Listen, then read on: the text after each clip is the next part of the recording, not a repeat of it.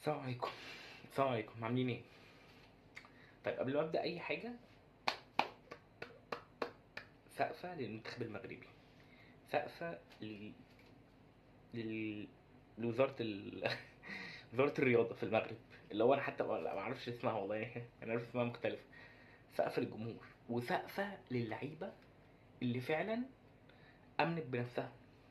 طب انا هاجي الموضوع المغرب ده، لان يعني انا الماتش ما شفته في الاعدادات في السوفا سكور، ماتش المغرب والارجنتين، قلت ماتش النهائي بقى هتفرج عليه.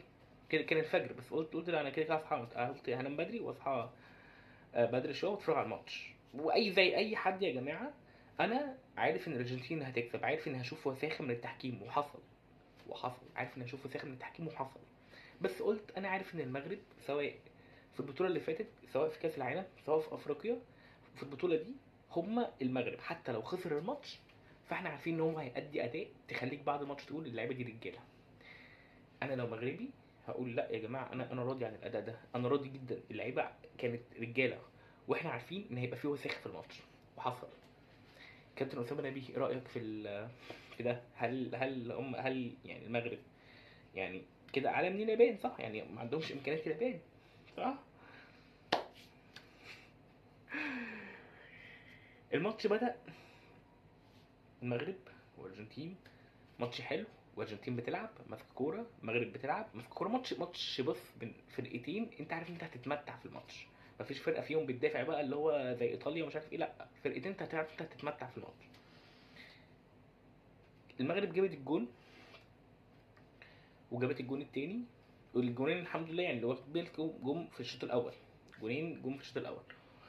باقي الماتش وساخه يا جماعه. لو البطوله حرفيا متوجهه للارجنتين مش تبقى كده. يعني الحمد لله ان اللعيبه عرفت تجيب اجوان عاديه، يعني عارف انت بقى لو جون ضربه جزاء او مش عارف جون ايه، او مش عارف لا والله دي ممكن تبقى اوف سايد، لا مفيش الكلام ده، مفيش الكلام ده، قفلوا الموضوع ده. لعيبه الارجنتين كانت نازله مستقله بالمغرب، بقولها لكم كانت نازله مستقلين بمنتخب المغرب، لا ده منتخب من افريقيا.